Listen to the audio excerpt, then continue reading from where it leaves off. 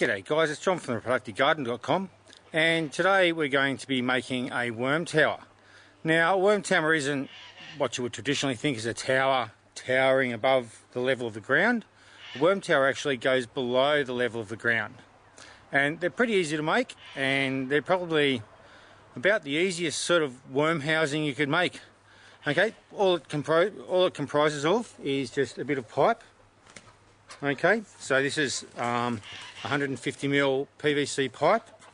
I've drilled a heap of holes in it, with the holes starting about sort of 4 inches or so from the top of the pipe, and it's probably a little bit longer. And I've got a blank cap on the end, which I can easily take off. There we go. Okay, so it's just a cap on the end of the pipe, and the pipe goes into the ground. This cap goes on top just to stop pests and stuff getting in, just to keep it covered, and basically just to keep it clean for you, so that our little kids that come along aren't putting their hands in there. What I use this for is putting poo from a dog in. So all the dog poo goes in here. I don't put it in my compost, and I don't put it in my worm farm, because there is this belief that dog poo, cat poo, and poo from carnivorous animals will contain diseases that can make people sick, and that they'll live throughout the composting process unless it's really hot. So my idea with this is this goes in the ground, the worms come to it, they eat the poo, and they take it out into the garden. So I never have to, once I put it in there, I never have to touch it. It doesn't go on the surface of the ground, so it's not going to splash up onto plants. The nutrients is going to go into the dirt, and any nutrients is going to be absorbed by the roots and go through the plants that way. That way there shouldn't be any toxic diseases or anything going through the plants into the food I'm going to eat, because the main way that would be passed is by the composted dog poo, cat poo being on the ground. It rains or you water and it splashes up onto the food that you're going to eat, and if it's not washed properly, then you can pass it on. So like I said, really easy to make. The holes I've drilled here are 6mm. They could be bigger. I wouldn't really do it much smaller, because you don't want to make it too hard for the worms to get in and out. Any worms should be able to get through there just fine. And just as many holes as you like, and in a way I guess the more the better, as long as it maintains the integrity of the pipe. But you'd have to drill a lot of holes into this to start affecting the integrity of the pipe. It's pretty tough stuff. Okay, so that's how you make it. Let's have a look at how you put it in the ground. Okay, now installing it's easy. It's just a matter of digging a hole that's going to be deep enough and wide enough to be able to take the length of the pipe, and simply put it in there. Okay, now you want to make sure that the top holes are below the level of the ground. So if I just point here, we can see that's the top hole there. That's well below, probably about an inch below the level of the ground, 2.5 centimetres below the level of the ground. And then simply backfill the hole. And when you're backfilling the hole, just for neatness sort of sake, just try and keep it as level it is. So I'll fill this hole back in and then show you how I use it and what I do to keep it going. Okay, now that I've got this worm tower in the ground, it's ready to use. Now, to use it, it's pretty easy. Just take this top off.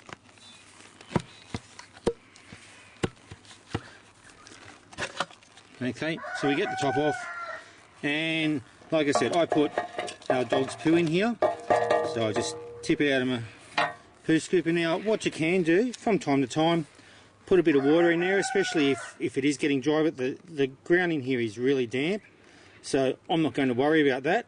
I'm just going to leave it, and when you've done that, just to keep little fingers out and keep some nasties out, you just put the top back on. And it's that easy to use. Now, I have, with this one now, I have 3 of these, and I reckon my dog, I'll probably put another one in, I reckon. At some later stage, when this one's full, I'll put a 4th one in, and I reckon my dog will keep 4 going pretty easily with just one dog. So it is worthwhile having a few.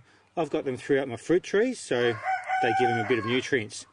So I'm just going to cycle it through.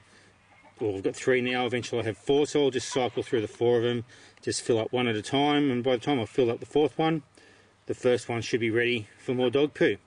You're going to tend to get normal earthworms in here, so they're not going to eat the poo as quickly as what composting worms would. Unless you introduce composting worms, or you've got composting worms in your soil that might be attracted to it anyway. So you'll get whatever worms come to feast on the dog poo. Okay, now alternatives that you can use if you don't have pipe like that. Now I wouldn't go any smaller than a 150mm pipe, but what you can use is you can use an old bucket like this. This is an old bucket of laundry powder. Okay, simply cut a hole in the bottom. Okay, drill some holes in the side, bury that in the ground like we have the pipe, and there you go, you've got another one. Now, the reason I haven't used this bucket is because I want this bucket for other uses, and this pipe was just lying around. I just had to get the blank cap, and it does the job. So, yeah, the bucket can be easily used as well. Alright, so I hope you found that useful. It's an easy way to get rid of, like I said, particularly for me, it's how I get rid of my dog poo. But you can put anything in there that worms will eat, vegetable scraps, potato peels, skins and those sorts of things. Anything you would normally put into a worm farm you can put in there. The drawback in these as far as like normal worm farms go is you don't get the advantage of the worm tea, and you don't really, it's a lot harder to get the vermicast out of it, or the worm poo out of it, because the worms are taking it into the ground anyway, and which is one of the pluses of these, is the worms are taking it directly into the ground near the roots of the plants where it's going to make its benefit. So, I mean, I think it's something to be used as well as a worm farm. For the excess, sometimes you've got too much vegetable matter for the worm farm, so you can put the excess into this, put the dog poo in, that sort of thing. So I think that's where they can be used as well as a worm farm. Anyway, I hope you found that useful, and if you have any questions, don't hesitate to ask down below, and I'll do my best to answer them for you. Anyway, until next time, happy productive gardening. Bye.